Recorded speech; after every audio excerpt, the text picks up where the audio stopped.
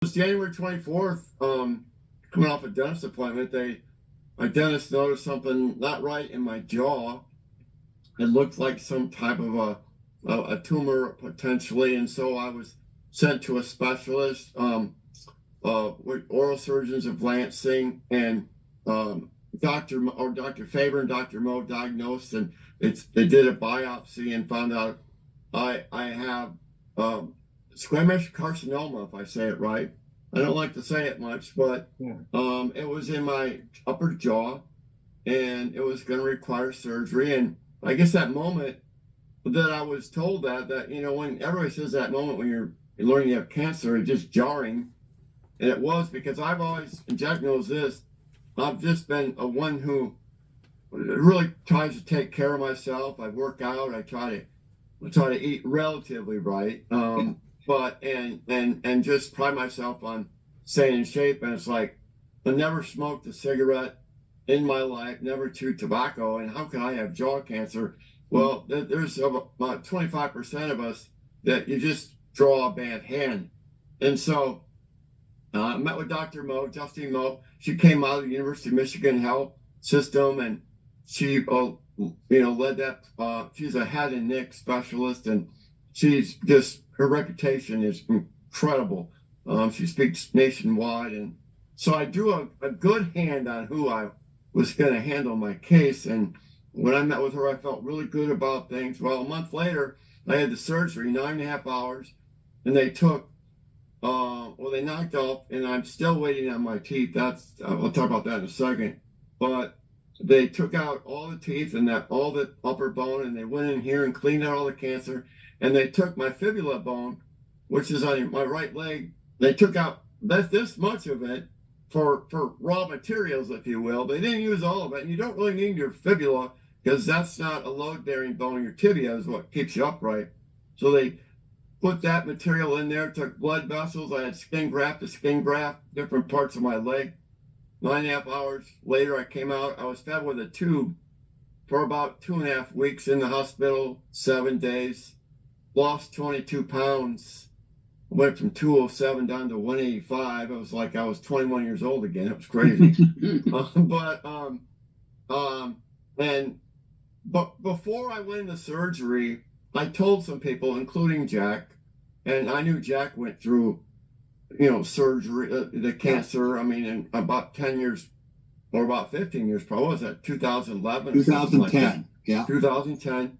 And so, reaching out to people like Jack, being transparent with them, I found inspiring to me, like, you got this. And so I decided to go full transparency, because I have about 5.6 thousand followers on Facebook with a lot of podcasts, a lot of Michigan people, and then my friends in Greater Lansing. I just went full transparency. I'm not going to be off my podcast for a couple months, and told them what I had got going. And the outpouring was overwhelming to me. Because I don't like to be at the center of attention. I like to be on the fringe of somebody else's attention where it's fun, I don't want it coming at me. But I felt real comfortable because there was so much compelling support, and it was overwhelming. Leading into the surgery, went through the surgery, and was transparent coming out. I couldn't really walk for a few weeks. I had a walker, fed with a tube, as I said. And then finally got out of that and slowly got back to normal. Took 6 weeks, and I think I did a radio interview with you, Jack. Might have been the first thing I did on the drive with Jack, and I felt a little awkward. And I still talk like with marbles in my mouth, as I call it, until I get my teeth, which is going to be in the next few weeks, and hopefully I can be relatively articulate, like I prided myself to be. Instead of sound like Elmer Fudd here. But so it's been a long process of healing.